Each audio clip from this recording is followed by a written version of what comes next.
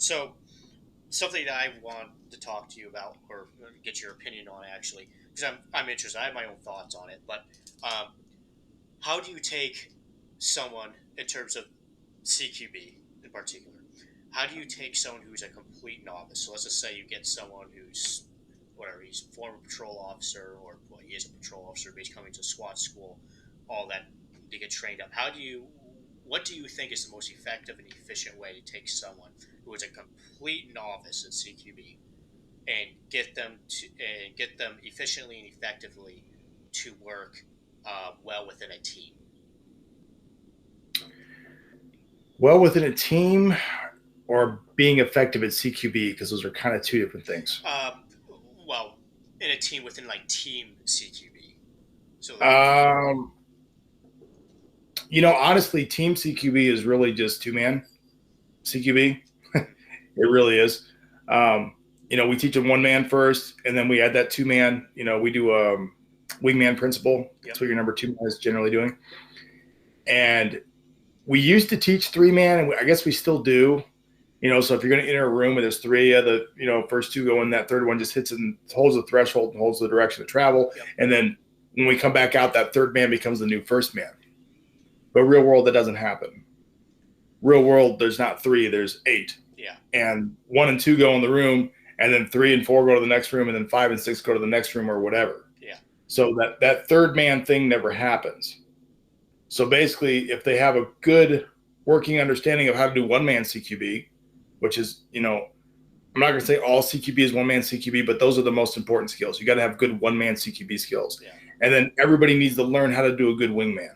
Yeah. And if you know how to be a good wingman and you know how to do a good, lead man, that's 98% of it. All the other little nuance, it all ends up being 2 people doing this room, 2 people doing this room. Yeah. It ends up being two-man CQB. Yeah.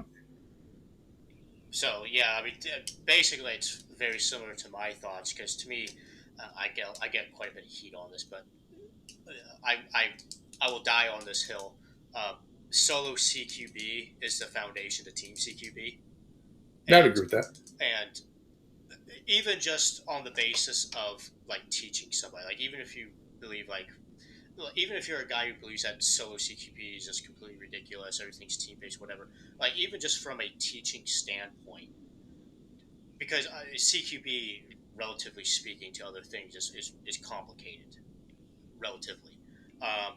So there's a lot of individual skills that go into it, whether that's footwork, working doors, slicing out angles. Right, there's a lot of individual skill sets that go into it, and a lot of schools, classes, whatever. They just take people, like whatever, you're just attending a school, let's just say, or a class, and you're a guy who's never done CQB ever in his life, and they just throw you into a 4-man team. You've complicated things significantly for that person, and in my opinion, you retard the learning curve. Because not only is this guy trying to learn all the individual skills and all the individual principles for CQB, but now he's trying to learn all those within the context of team. Now he's having to work with everybody else who is also trying to do all this, and because you just complicate the situation significantly when you could take that person, teach him all the individual skills. Right, there's a lot of them, so I won't list them here, but all the general stuff he needs to learn. Right, if he knows how to slice out a room, right, knows how to work the door, all that stuff. Okay, once he gets fairly competent at that, now adding another person to that in a 2-man capacity, now it's a lot simpler because now he's already got all those individual skills. At least he's fairly competent in those individual skills and he knows them. Now it's like, okay, now I'm not trying to learn all this while working with somebody else. Does that make sense? Yeah, and I think you're right. If your individual CQB skills are great, you're going to transition well to team. If your individual skills are so-so, you're going to struggle. Yeah. Those really have to be squared away first, especially in a limited penetration CQB context or deliberate, whatever you want to call it, where you're really working those thresholds. I know you can split doors, and that's a thing, but realistically, you don't split a lot of doors real world, not in a residential context. Yeah, residential is hard.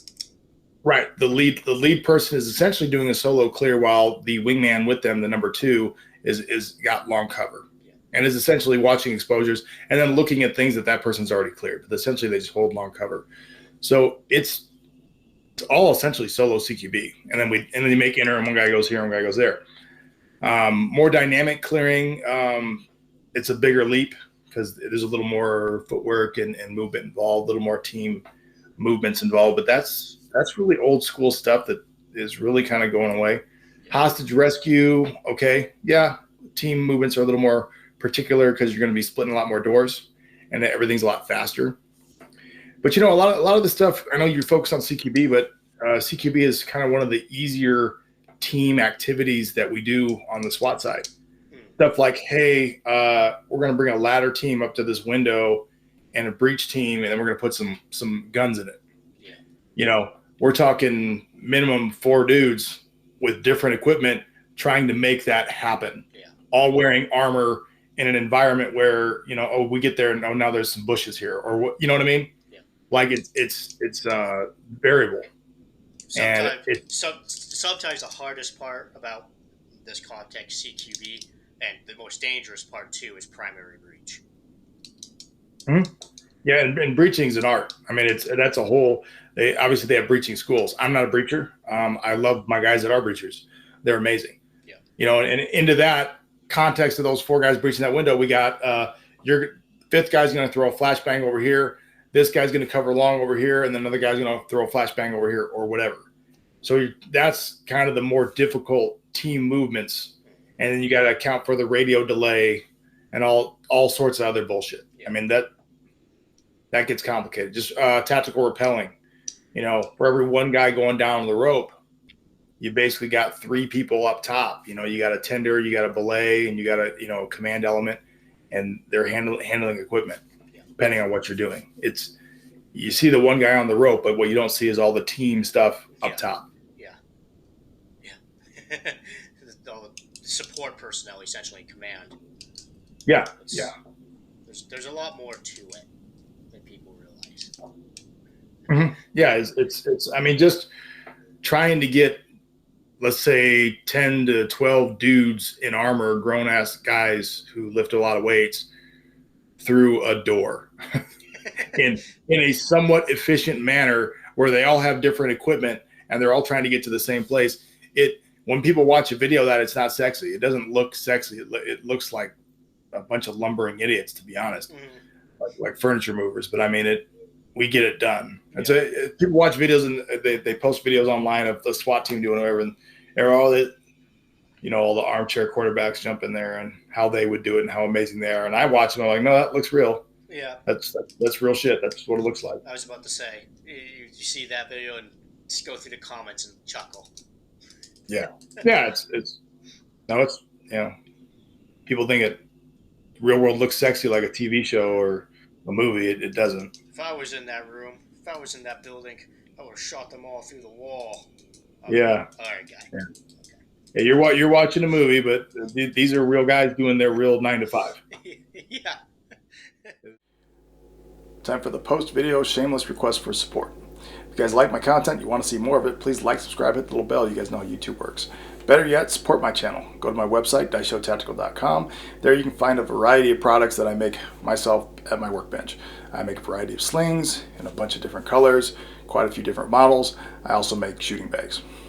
Any money spent at the store really does help me moving the channel forward and making more content for you in the future. Thanks for watching.